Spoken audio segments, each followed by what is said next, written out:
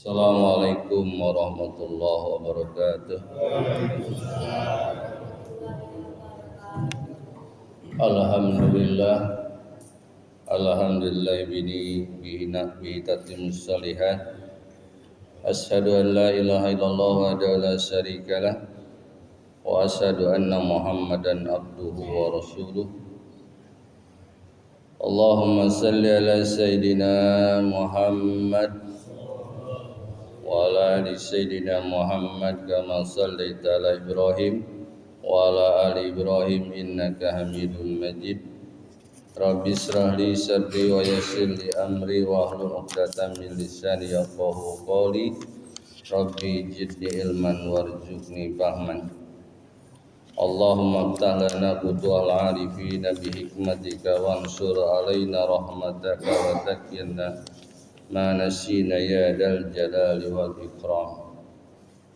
Para bapak, para ibu, sahabat-sahabatku sekalian, as-saimina was-saimat, alhamdulillah di pagi hari ini di bulan Ramadan kita bisa bersama-sama berkumpul beriktikaf salat berjamaah subuh, kemudian dilanjutkan dengan kajian. Mudah-mudahan amaliyah di bulan Ramadan ini yang kita telah lakukan dan sedang kita lakukan Allah jadikan sebagai amal soleh. Salawat dan salam kita haturkan kepada uswah kita, kedua kita, yakni Habibana wa Nabiyyana Muhammad sallallahu alaihi wasallam, kepada keluarganya, sahabat-sahabatnya, tabi'in, tabi'un tabi'in, dan mudah-mudahan kita termasuk umatnya yang layak mendapatkan syafaatul udma nanti di yaumil qiyamah. Pada pagi hari ini saya diberikan tema bulan Ramadan sebagai pendidikan diri dan pensucian hati, atau yang biasa disebut dalam istilah bahasa Arabnya disebut dengan tazkiyatun nafs, tazkiyatun nufus. Dalam Al-Quran surat Al-A'la, qad aflaha man tazakka. Kemudian dalam ayat lain, qad aflaha man zakkaha. Tazkiyatun nafsi tidak selamanya baik, ada juga tazkiyatun nafsi al-madmumah, membersihkan jiwa yang tercela. Cuma bedanya kalau tazkiyatun nafsi al-mahmudah yang baik itu adalah pembersihan jiwa anil musyrikina wal ma'asi, dari kemusyrikan dan kemaksiatan. Kalau tazkiyatun nafsi al-madmumah yang disebut dalam Al-Quran, fala tuzakku anfusakum, janganlah membersihkan, mensucikan diri kalian, dalam arti di situ adalah as-sana'u, mengharap kita pujian yang bisa menimbulkan riya. Karena asbab nuzulnya fala tuzakku anfusakum itu ketika orang-orang mengatakan nih salat kami, nih puasa kami, salatuna wasiyamuna. Jadi memamerkan amal-amal baiknya, nih puasa kami, nih sedekah kami. Nah itu yang dimaksud dengan fala tuzakku anfusakum dalam surat An-Najm. Itu jadi beda. Takut dibenturkan, kan ada katanya fala tuzakku anfusakum, bedanya dengan tazkiyatun nafsi yang dalam surat Al-A'la qad aflaha man tazakka, atau dalam surat lain qad aflaha man zakkaha, dengan fala tuzakku anfusakum. Satu sisi tazkiyatun nafsi itu dianjurkan, bahkan diharuskan, satu sisi dilarang dengan konteks fala tuzakku anfusakum. Nah di situ konteksnya adalah al-madhu, mengharap pujian yang bisa menimbulkan riya, amal-amal yang menimbulkan riya. Misalkan di bulan Ramadan ini awalnya bertanya kepada teman kita, kamu berapa juz? Dengan maksud ditanya balik, Kamu berapa juz? Saya baru 1 juz. Saya mau udah 5 juz satu hari. Nah itu pala tujaku ampusakum konteksnya. Kalau misalkan kita mengharap kita dibalik tanya dengan harapan justru orang lain memuji kita karena kita lebih dari orang lain. Nah itu konteksnya pala tujaku ampusakum. Nah yang jadi pembahasan pada pagi hari ini, bagaimana kita cara membersihkan hati kita, terutama bulan Ramadan ini adalah bulan yang momentum yang sangat tepat untuk membersihkan diri kita. Pertama kita harus menyadari karakter kita sebagai manusia yang disebut dengan sifat-sifat al-basariyah, sifat-sifat kemanusiaan. Karena kadang kita sering mengklaim sifat-sifat malakiyah itu pada diri kita, sementara sifat-sifat syaitaniyah sering dikembalikan kepada orang lain. Padahal yang diharuskan itu adalah bagaimana sifat basariyah kita yang menjadikan modal ketika kita bisa mengenal diri, sifat kemanusiaan kita yang sejatinya, sehingga ujungnya kita mengenal siapa sang pencipta kita. Man arafa nafsah faqad arafa rabbah. Barang siapa yang bisa mengenal dirinya, hakikat diri kita itu siapa, maka manfaatnya faqad arafa rabbah. Maka dia akan mengenal siapa Tuhannya, siapa sang penciptanya, siapa Robnya, siapa yang mengurusnya, siapa yang mengaturnya. Rob itu banyak artinya. Maka konsepnya adalah kenali diri kita yang sebenarnya. Nah, banyak petunjuk-petunjuk di dalam Al-Quran. Di dalam Al-Quran, sebagaimana yang disampaikan oleh Ibnu Abdul Aziz Abdullah As-Suwairi, dia menyampaikan fal insanu min tabiatihi ad-dulmu wal jahlu. Manusia itu pada karakternya itu adalah mempunyai sifat dolim dan jahil, bodoh. Nah kita harus mengakui dulu sifat-sifat ini. Ini perkataan ulama yang merujuk pada firman Allah, qallallahu jalla jalaluhu, di mana Allah berfirman, wa hamalahal insanu innahu kana zaluman jahula. Manusia itu memikul amanah, padahal innahu kana zaluman jahula. Karena memikul amanah itu kan, pertama amanah itu di summa aradoha ila samawati wal ardi wal jibal. Amanah itu pertama diembankannya kepada gunung, kepada bumi, kepada langit. Mereka semua menolaknya. Hanya manusia yang siap memikul amanah itu, sehingga disebut dengan dolum atau jahul, disebut bodoh. Nah, pamin mudahiril jahlil insal annahu la yara uyuba nafsihi wa masawiha.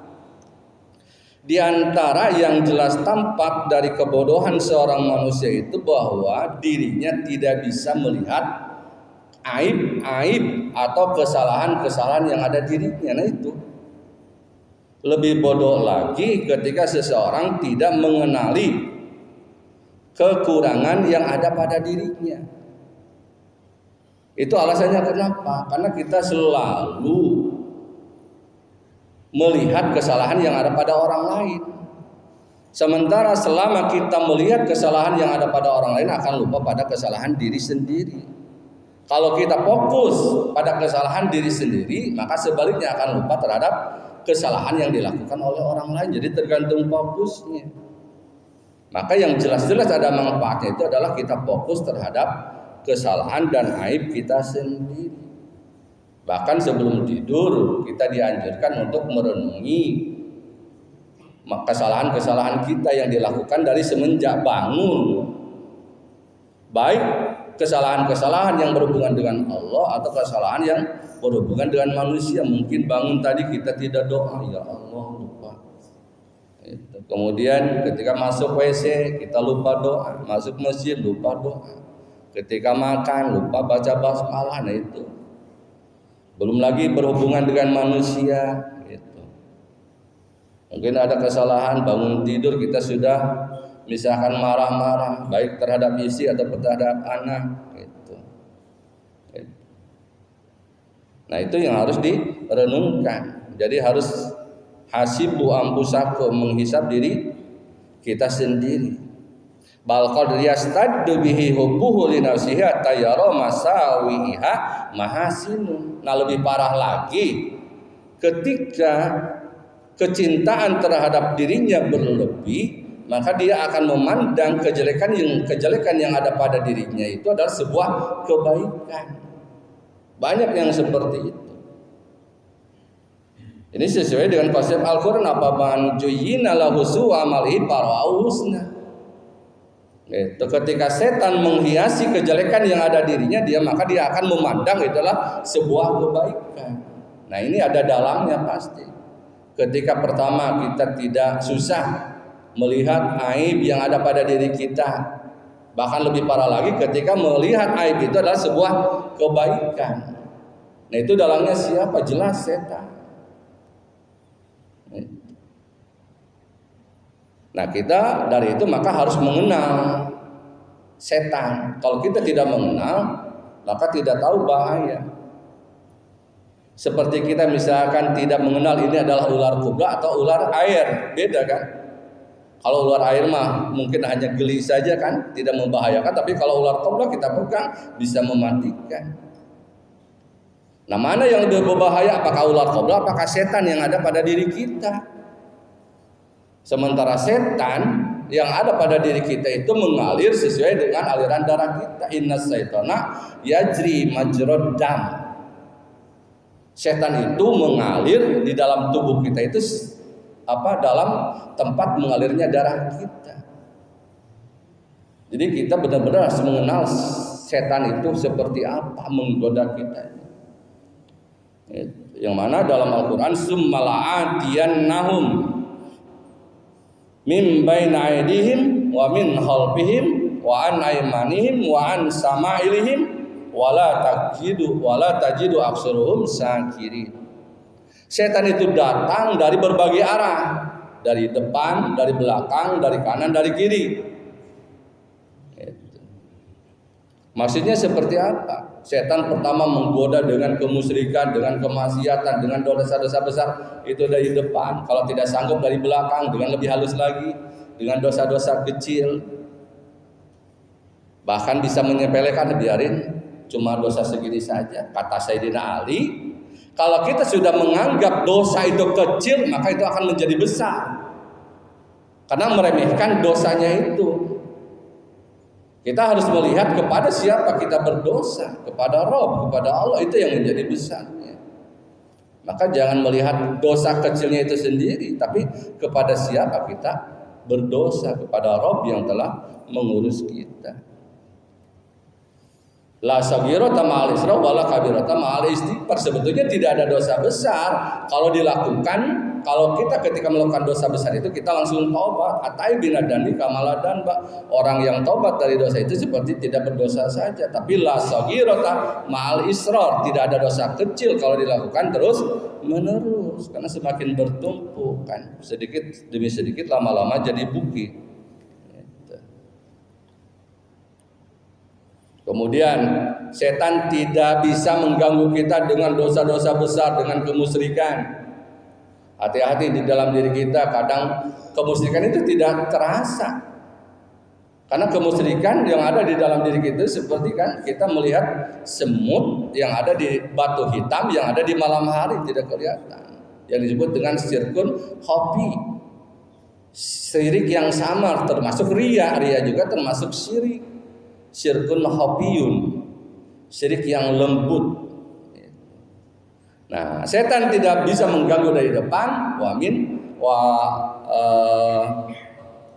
min halbihim, dari belakang. Dari belakang seperti apa ya tadi? kita menganggap dosa kecil. Wa an aymanihim, lebih samar lagi. Bahkan kalau setan tidak bisa mengganggu kita dengan dosa, setan mengganggu kita lewat ibadah. Gimana caranya? Dibuat kita rajin ibadah. Tadarus Al-Quran misalkan sehari bisa 3 juz bahkan sampai 5 juz. Itu kemudian dibiarkan oleh setan. Tapi tujuannya adalah supaya kita ujub. Saya hari ini bisa 5 juz. Nah, bangga. Dari bangga timbullah sifat sombong. Nah, di situ justru setan menggodanya. Kalau tidak bisa menggoda dalam suatu kejelekan, maka dibiarkan dalam suatu kebaikan. Nah, peluangnya adalah ketika menanamkan sifat ujub. Awas, ujub itu lebih lembut. Beda dengan sombong. Kalau sombong butuh partner, sombong butuh lawan. Misalkan harus ada lawan. Misalkan saya sekarang misalkan 1 juga, saya mah 2 juz. Nah, itu kan harus ada partner. Tapi ujub, nggak ada orang juga bisa timbul itu sifat ujub. Bisa bangga diri itu bisa timbul. Misalkan kita di malam hari nggak ada orang, nggak ada siapa-siapa, nggak ada yang melihat kita. Nah, akhirnya rasa bangga, saya bisa tahajud di malam ini. Udah berapa rakaat saya. Nah, itu rasa bangga dalam diri itu disebut dengan ujub. Hati-hati. Itu adalah setan kan, hembusan-hembusan setan. Jadi hati-hati, kita jangan merasa bangga dengan ibadah kita. Yang disebut tadi pala tuzaku ampusakum. Karena lahirnya ayat itu, asbab nuzulnya ayat itu ketika mereka memamerkan sholatuna wa siyamuna wa qiraatuna. Nih sholat kami, nih puasa kami, nih qiraat kami, nih sedekah kami. Nah, itu orang cuma 100.000, saya 1 juta kan itu. Nah, itu pala tuzaku ampusakum. Nah, sehingga malaikat katanya merasa kasihan ketika melihat manusia dari berbagai arah diganggu oleh setan. Akhirnya bertanya, bagi Allah apakah tidak ada kesempatan bagi mereka? Katanya ada, kata Allah ada, yaitu ketika mereka menengadahkan kepalanya, menengadahkan tangannya, menundukkan kepalanya lewat sujud. Kenapa? Karena setan tidak bisa, kan tadi dari depan, dari belakang, dari kanan, dari kiri. Tidak disebutkan dari atas, dari bawah kan? Setan tidak bisa mengganggu kita dari atas, dari bawah. Maka itulah peluang kita. Angkat tangan kita, minta berharap kepada Allah. Kan? Sebagaimana Rasulullah SAW kan senantiasa beliau meminta perlindungan kepada Allah dari kejelekan yang ada pada dirinya, yang biang keladinya adalah setan. Contohnya apa? Doa Rasulullah ketika haji. Alhamdulillah nasta'in wa nastaghfiruh wa na'udzu billahi min syururi anfusina wa sayyiati a'malina. Nah, itu.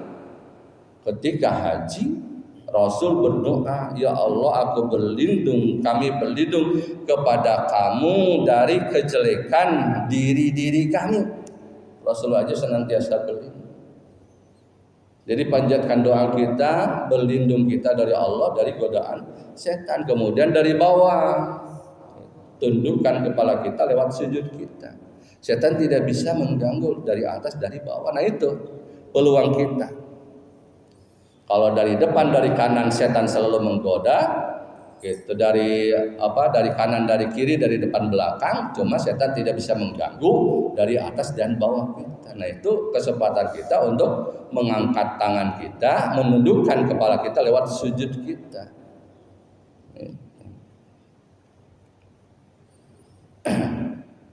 Cuma kadang kita begini,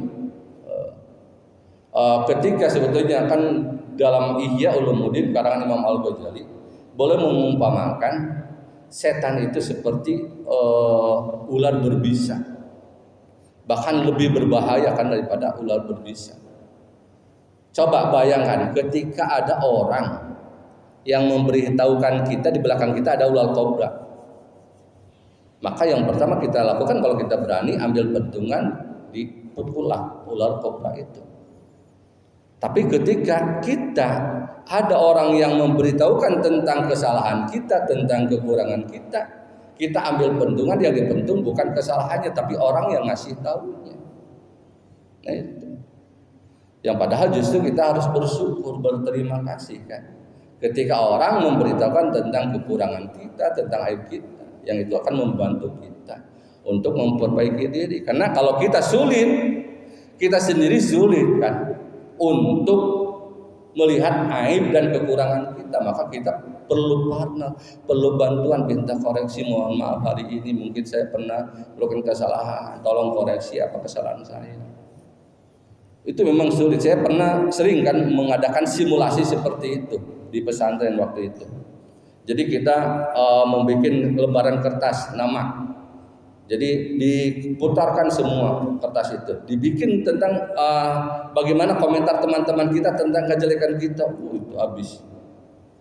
Banyak yang merasa sakit hati, tidak bisa menerima karena dia tidak menyadari, hanya orang lain yang mengetahui. Oh ternyata saya begini. Itu. Oh ternyata saya begitu di pandangan orang lain. Itu dulu saya sering mengadakan simulasi seperti itu. Jadi suruh tulis tentang kesalahan kita. Tapi tulisannya bagaimana supaya tidak dikenali oleh teman kita, diasingkan. Itu banyak itu yang tidak menerima. Tapi akhirnya itu menjadi bahan buat evaluasi kita. Nah kita juga siapa tahu kan, yang sebetulnya ketika memuji hakikatnya adalah karena Allah sedang menutupi aib kita. Karena nggak ada orang yang mau memuji kita kalau orang tahu sebenarnya siapa kita. Dan sebetulnya ketika orang menghina kita, sebetulnya penghinaan itu masih lebih mulia daripada kehinaan kita yang sebetulnya. Itu kalau kita mau jujur-jujuran gitu.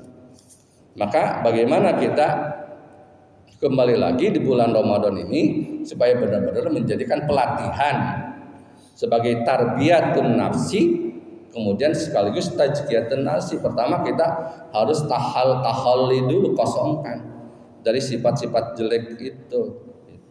Kita harus menyadari, harus mengakui dulu sifat basariah kita tadi. Di antaranya kita adalah orang bodoh, orang dolim. Akui dulu. Nah di antara kebodohan kita adalah kita sulit, sebagaimana tadi disampaikan oleh Ibnu Abdul Aziz bin Abdullah As-Suhairi, bahwa yang paling bodoh adalah ketika kita tidak menyadari kesalahan diri kita. Pamin mudahiri jahlil lisan anau la yara uyuba nafsi wa masawiyah. Di antara kebodohan kita itulah kita tidak mengenal siapa kita. Bahkan lebih parah lagi ketika ketika kita menganggap suatu kejelekan yang ada pada diri kita adalah sebuah kebaikan karena hiasan setan. Apa manjina lahu su'amali parahu husna.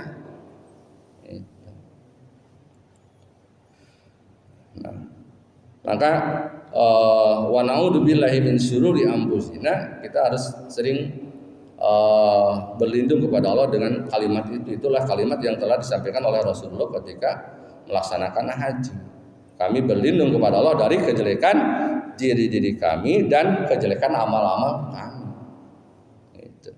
Pan-nafsu biha sururun wa sururu la tuhtiru ala balil kasirin. Maka nafas itu adalah kan nafsu itu ada nafsu amarah, ada nafsu lawamah, ada nafsu mutmainnah. Nafsu itu tidak selamanya jelek kan. Bahkan yang baik itu bukan sama sekali tidak ada nafsu. Yang baik itu adalah ketika kita bisa mengendalikan nafsu. Itu yang disebut dengan nafsu lawamah. Yang jelek itu adalah nafsu amarah. Inna nafsal amarati bisu. Yang bagus itu adalah nafsul mutmainnah. Ya ayatuhan nafsul mutmainnah irji'i ila rabbiki radiyatan mardiyah fadkhuli fi ibadi wadkhuli jannati. Bahkan nafsu mutmainnah itu adalah dipersilakan untuk masuk ke dalam surga. Nah, kemudian Al-Alamah Ibnul Qayyim rahimahullah subhanallahi bin nasi, ini dalam rangka mengoreksi diri. Maha suci Allah yang di dalam diriku itu adalah ada kesombongan iblis, ada kedengkian Qabil, ada pelanggaran Samud, ada kelancangan Namrud, kemudian ada kelajutan Fir'aun. Kemudian Jadi sifat-sifat yang arogansi orang-orang yang ada dalam sejarah-sejarah, kita jangan sampai menghilangkan. Barangkali sifat-sifat itu ada pada diri kita. Kita sering mencaci Firaun, kita sering mencaci Qarun, kan? Itu. Ketika kita mendengar Qarun, maka yang terbayang dengan sifat pelitnya orang kaya yang pelit. Padahal siapa tahu justru saat ini banyak Qarun kan. Itu padahal Qarun itu kalau sekarang mah mungkin bisa disebut Gus lah atau kiai. Kenapa? Karena Qarun itu adalah a'lamu ba'da Musa wa Harun, orang tercerdas ketiga setelah Nabi Musa dan Nabi Harun bi ilmi Taurat, terhadap ilmu Taurat kan. Jadi orang ketiga yang hafal kitab Taurat. Jadi orang cerdas. Kalau sekarang mah pakatnya kiai. Tapi bagaimana kita memandangnya ketika mendengar Qarun itu luar biasa kan, naibnya. Padahal siapa tahu di dalam diri kita adalah sifat Qarun itu ada. Dan Qarun itu adalah awalnya seorang yang sangat fakir miskin, meminta kepada Nabi Musa untuk berdoa kepada Allah agar dibuatkan dirinya sebagai orang kaya, sebagai pengembala, dari mulai 1, 2, 3 sampai beranak pinak sampai menjadi kaya raya. Pas ditagih minta zakat, katanya innama utitu ala ilmin indi. Tidak merasa dulu dia ketika bagaimana meminta doa kepada Nabi Musa. Pas ditagih sama Nabi Musa untuk mengeluarkan zakatnya, innama utitu ala ilmin indi. Gimana jawabannya Qarun? Saya bisa kaya seperti ini karena ilmu saya gitu. Jadi lupa diri. Akhirnya dijungkir balikan kan. Bukan saja dirinya, termasuk harta kekayaannya. Bahkan sebetulnya cerita Qarun itu adalah hanya satu nama dari beberapa nama yang sebetulnya sebelumnya banyak kejadian kisah-kisah seperti itu yang sama. Cuma Qarun saja yang paling populer, yang paling viral. Padahal kisah-kisah Qarun itu banyak, bahkan lebih-lebih kan. Itu cuma tidak dimuat saja dalam Al-Quran. Nah, kembali lagi bagaimana kita mengenali setan. Setan itu bahkan punya nama khusus kan. Ada si Dasim, ada si Walhan. Si Walhan pengganggu wudu. Awas kalau wudu, kalau sholat, kalau kita lupa rakaat itu si Walhan tugasnya. Ketika wudu kan suka mengganggu itu si Walhan. Bahkan jelas kan, ketika adzan dikumandangkan, setan itu lari, adzan selesai, maka setan menghampiri lagi. Ketika qomat lari lagi, beres qomat datang lagi. Ketika Allahu Akbar, udgur kada lima lam yadkur qablahu, kata setan ingat ini, ingat itu. Padahal sebelumnya kita tidak pernah mengingatnya. Kenapa kalau kehilangan kunci motor juga ingatnya dalam sholat? Itu sengaja setan. Itu kan begitu. Kadang kita lupa apa, pas sholat ingatnya. Itu kenapa? Karena setan yang mengingatkan itu. Udgur kada lima lam yadkur qablahu. Padahal sebelumnya kita tidak mengingat apa-apa, maka ketika Allahu Akbar langsung pikiran kita melang-lang buana kan itu. Itu karena setan. Kemudian yang penghancur rumah tangga si Dasim namanya. Apalagi ketika kita masuk rumah tanpa membaca doa, kita hati-hati si Dasim. Itu mengganggu kan. Maka kita dianjurkan setiap masuk rumah baca salam, baca doa bismillahi walajna wa bismillahi arajna wa ala rabbika tawakkalna. Ketika makan jangan lupa baca doa. Kenapa? Karena setan akan betah tinggal di rumah yang tidak pernah disebutkan asma-asma Allah ketika masuk. Ketika tuan rumah tanpa basmalah, setan mengajak teman-temannya. Itu katanya, teman-teman, lanal asa. Kita punya tempat tinggal nih sekarang, kita bisa tidur malam ini di rumah ini, kita bisa makan bersama tuan rumah ini. Kenapa? Karena mereka tidak baca basmalah. Tapi ketika baca basmalah si tuan rumahnya, si setan itu berkata pada teman-temannya, kita tidak bisa tidur di sini, kita tidak bisa ikut makan bersama mereka. Lanal mabit, lanal asa wa lanal mabit. Itu kalau tidak bismillah. Kita tidur saja di rumah ini, kita makan saja bersama tuan rumah ini. Itu. Kemudian ada juga setan yang berada di pasar. Bahkan setan itu beranak pinaknya di pasar. Karena setan bado wa pahor bisu. Setan itu beranak pinak di pasar. Maka setan pasar itu adalah komplit, berbagai kemaksiatan ada, dari mulai mabuk-mabukan, dari mulai kecurangan, dari mulai banyak lah itu di pasar. Karena setan beranak pinaknya di pasar. Memang berat sih, gitu. Hati-hati. Ketika kita terutama ketika orang lain memberitahukan kita, justru kita harus berterima kasih. Gitu. Bahkan sebetulnya kita kalau tidak bisa melihat hakikat, kadang ketika orang yang menggibah sebetulnya adalah sebuah keuntungan buat kita, tapi kita sering menolaknya. Padahal itulah sebuah kebaikan yang kita tidak pernah melakukannya. Bagaimana? Kita harus harus belajar, karena harus membaca sejarah-sejarah bagaimana orang-orang soleh, kan orang-orang terdahulu. Gitu.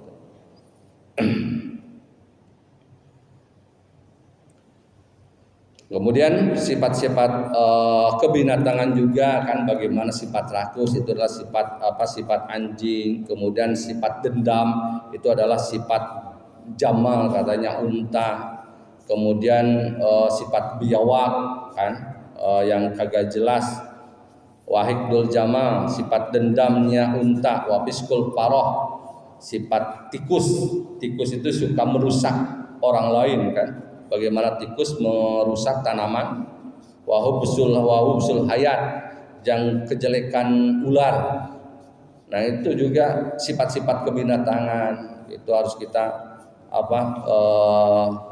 teliti di dalam diri kita. Wa abasul kirad, kejelekan monyet. Wa makrus sa'lab. Wa makrus sa'lab itu adalah tipu daya sa'lab, musang. Wa hifwatul faros, kemudian kuda. Jadi sifat-sifat binatang yang harus diteliti juga dalam diri kita. Bagaimana supaya kita bisa keluar dari itu kan. Kemudian Ibnu Al-Jauzi rahimahullah, beliau mengatakan asyarul halaik ala tabi'i radi ida.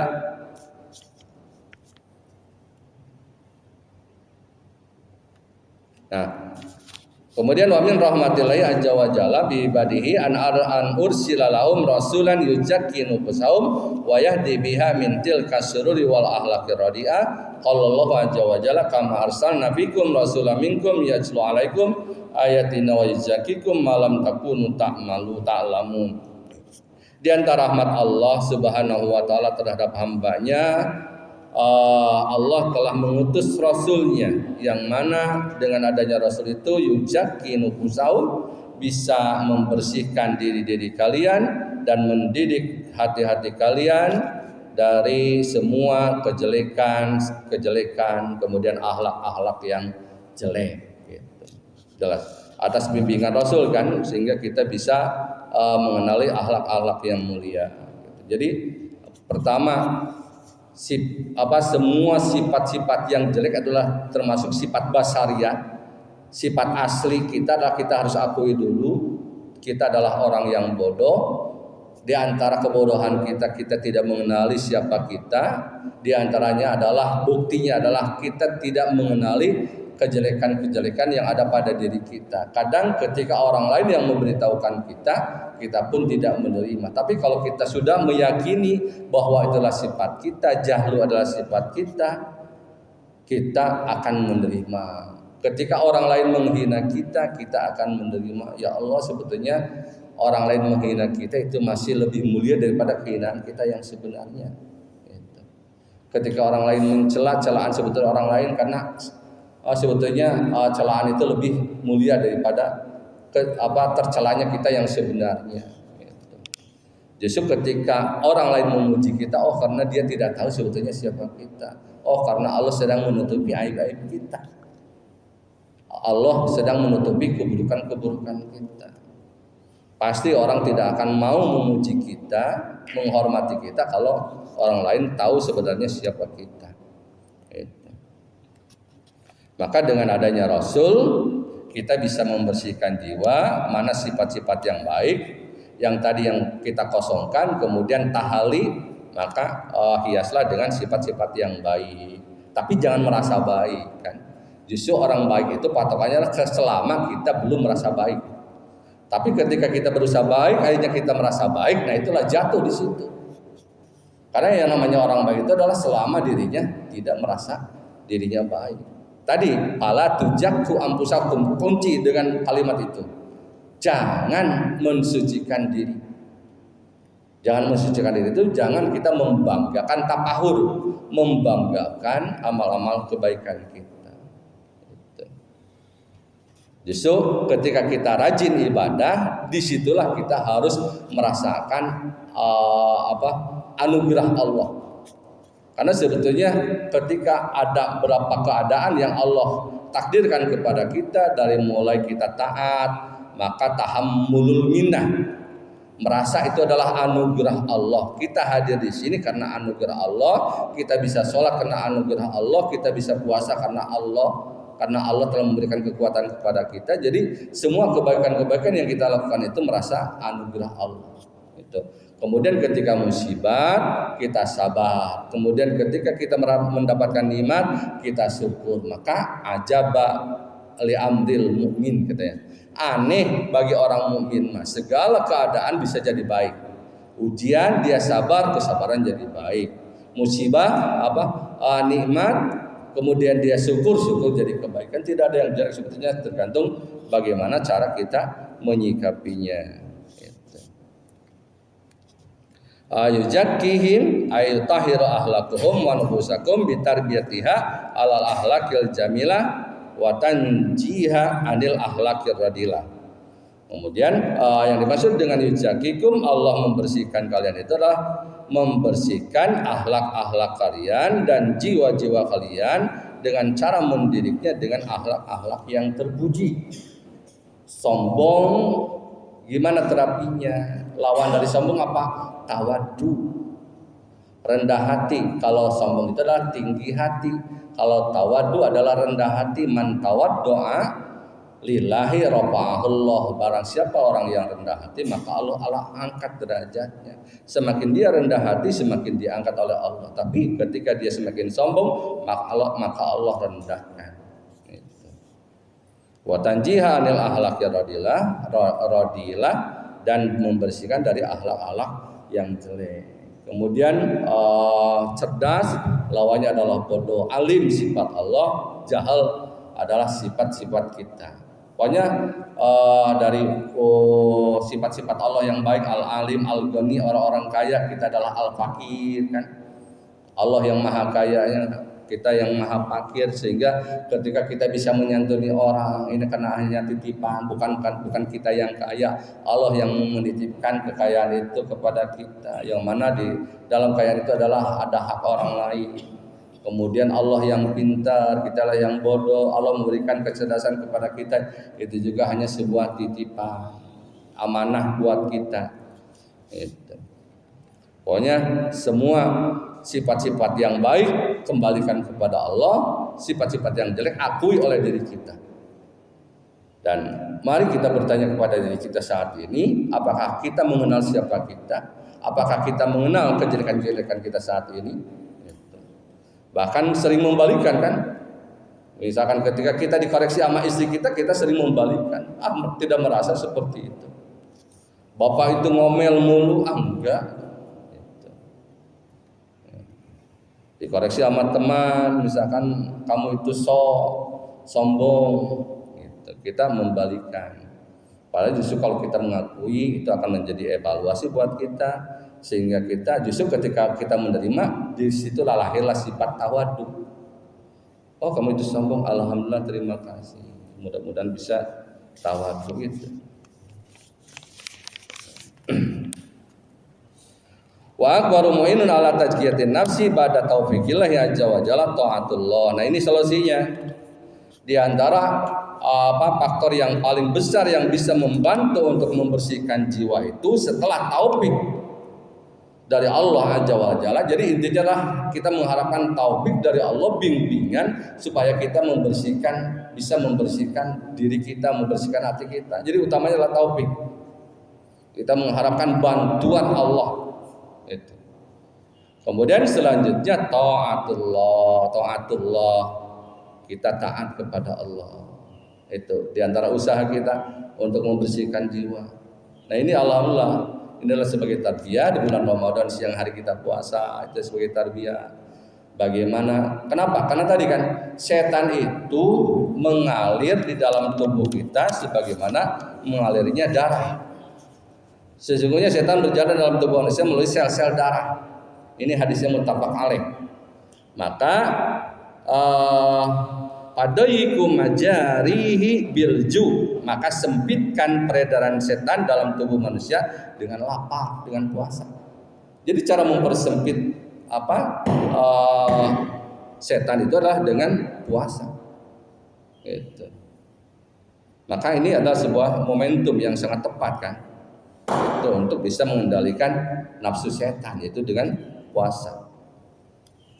Menurut ahli hadis Syekh Al-Juni dikruh bil Ihya, di dalam kitab Ihya, hadis ini disampaikan Imam Al-Ghazali dalam kitab Ihya Ulumuddin Al-Iraqi, hadis riwayat Al-Bukhari dan Muslim, kecuali maka sempitkan peredaran setan dengan lapar.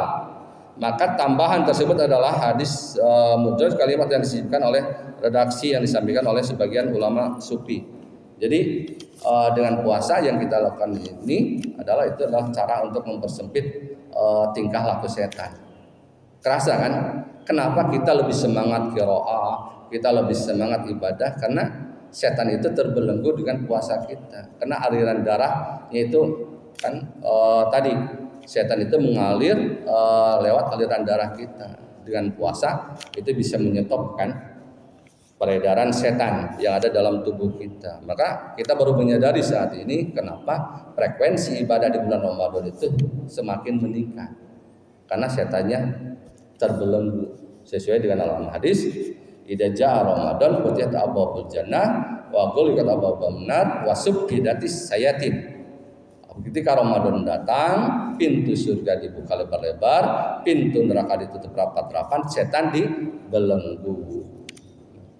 Sudah jam 6, mudah-mudahan dengan Ramadan yang kita lakukan saat ini menjadi bahan momentum buat kita untuk bisa mengendalikan nafsu setan yang ada dalam tubuh kita.